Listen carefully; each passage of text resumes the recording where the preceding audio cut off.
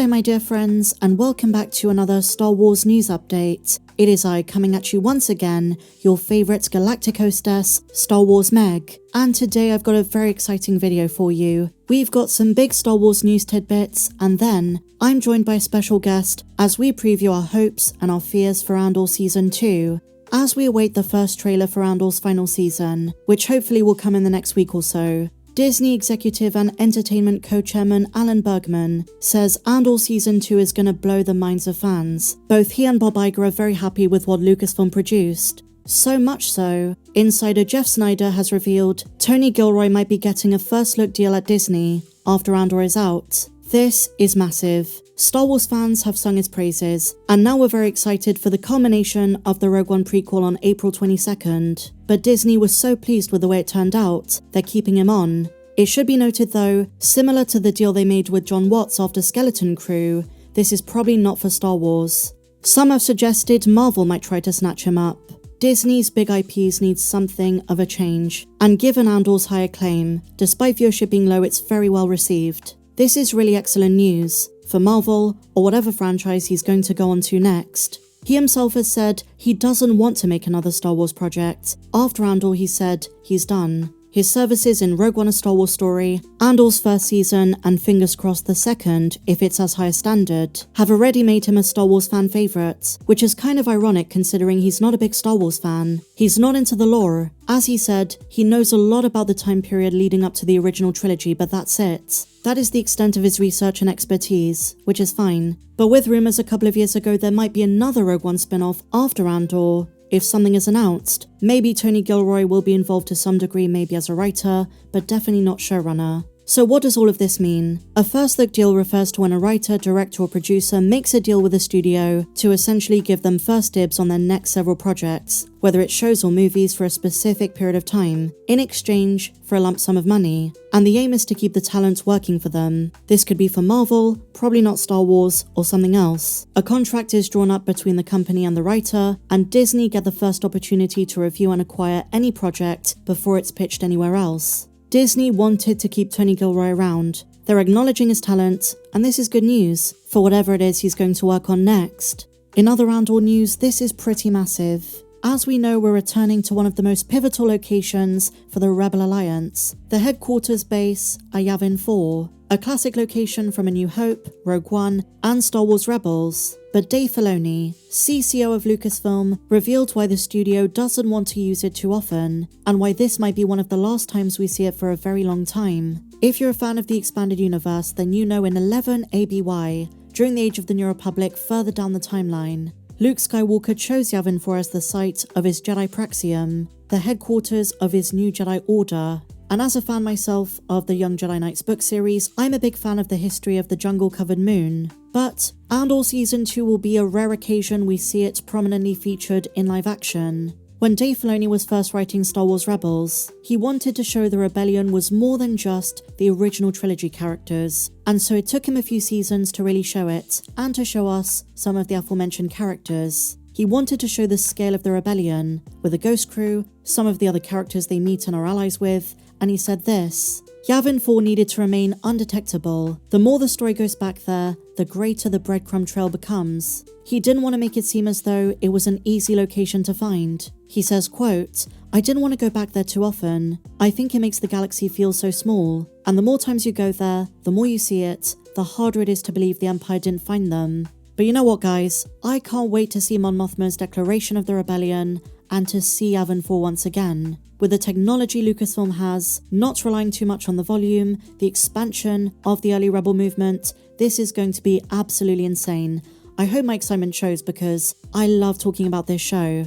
And the scope of Season 2 could be gigantic. As you're going to see in my discussion with our guests later on in the video, I wanted to get a feel of where some fans are actually quite afraid of what Season 2 could do, because we're just assuming and taking for granted it's going to be as good as Season 1, but there are some areas which are a bit risky. I trust Tony Gilroy though, and I have trust it's going to be absolutely great. February is coming to an end. I really can't see Lucasfilm leaving it much longer until they release a teaser trailer, but at this point, nobody knows. It might be this coming Monday, Tuesday or Wednesday, or even Friday. They do seem to like Tuesdays and Wednesdays, but at this point we're just guessing. We will come back to Andor in just a moment. But in other Star Wars updates, my dear friends, it looks like Star Wars Eclipse might be cancelled. NetEase is pulling international investment from a number of their studios, including Quantic Dream. They acquired them in August of 2022, but now investment is being pulled. And so just as many fans suspected from the word go, Star Wars Eclipse may never see the light of day. The first ever High Republic game is likely cancelled. Another major loss for Lucasfilm, although there was controversy surrounding the game since day one, given the allegations against David Cage and the work environment at Quantic Dream. And so now, my dear friends, let's bring in a guest, a good friend of the channel, Matt Rissman, and we're talking about some of our fears and hopes for Andor's final season. Yeah, it's a tough one for me, and I think, if we believe some of the other discussion about this, between the first and second season of Andor, what they spent $650 or $695 million at least US dollars between the two of those. So I mean, and I always tell people, right, whether it's Andor season 1 or season 2, it is like they're producing 4 movies, right? If you think about each 3-episode arc as a movie length, we know it's shot as movie quality. So if you look at it that way, maybe it isn't that expensive, but for a television show, it's hella expensive. And I think it always tugs a little bit at my heart, because I don't think Andor will bring new subscribers to Disney Plus. I think those of us who are looking forward to it, either the original watchers or it gained in its popularity through word of mouth and physical media and rewatch, I think we'll all turn in for what I expect to be some of the best Star Wars we've gotten in recent memory. But I can't imagine it's going to be well viewed. I mean, what do you think? I think they should have marketed the Rogue One elements. When the trailer comes out, I'm talking K2, Krennic, he's in the ISB headquarters at one point. Even Tarkin. I know there's a lawsuit at the moment against Lucasfilm, but this was filmed and finished way before that started, and the technology on the deepfake is probably better than Rogue One. We've had hints from Stephen Stanton there might be some Tarkin. What do you think?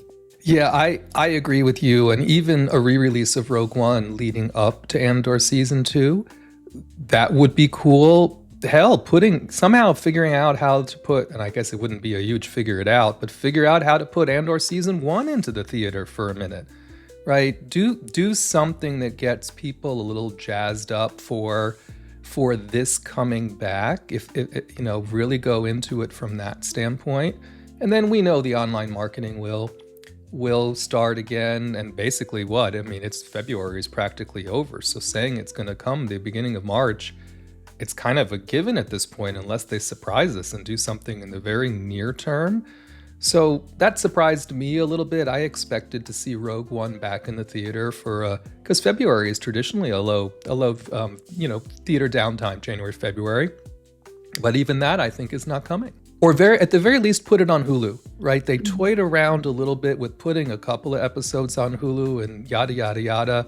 But now that the two things are more combined, why not release all of Andor Season 1 on Hulu, right? And get people excited and involved for that. And then tease again maybe the first couple episodes of Andor Season 2 or whatever. But to me, Hulu would seem like a sure thing at this point. I think there's more into licensing it out, whether it's Netflix or anywhere else. But Hulu would seem like a no-brainer. There is a lot of trust from Disney, as I said earlier, but do you think maybe there's a worry, a concern, because Tony Gilroy wasn't there every day? Then there were the strikes, which halted production. Do you think that interfered with the story and the way this show is going to turn out? So where I get solace on this particular question is if we think about what Tony Gilroy had to do to save Rogue One, right? When he came into Rogue One, I think he basically redid the entire third act or something very significant, right, in regards to getting that finished. So I would have to believe that if for some reason the series didn't progress exactly the way he wanted when he had to step away for that period of time, he would do everything necessary to get that fixed up once he got back involved and through the significant post-production and the rest of it. So I personally think it's going to be a very high quality product.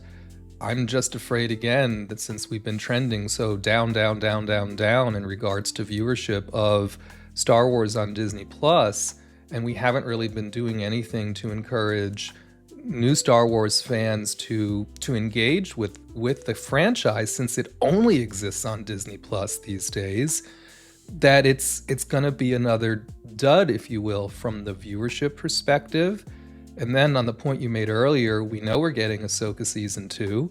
I'm sure they will make some live action, some announcement that's non-theatrical when we get to Star Wars Celebration. But I really get the impression that our Star Wars consumption on Disney Plus is going to be very, very little from a live action standpoint once we get past Ahsoka Season 2, regardless of how Andor Season 2 does. Okay, so I really don't think you're going to like this question, but we have to consider it, right? What if Season 2 is bad? What if it sucks? So the biggest concern I have for Season 2 comes from the time jumps. Between the 3-episode blocks. And that's why I've really tried to put myself into the mindset of 4 movies being told to us, because I think that might be the best way to interpret how they could do it.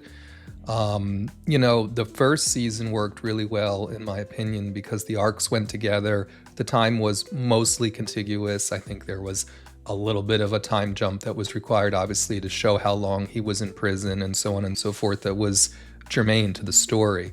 So for me, the biggest thing that has me the most nervous about Andor Season 2 is the time jump part of it, and the fact that they have said now a gazillion and one times that it's leading up to Rogue One.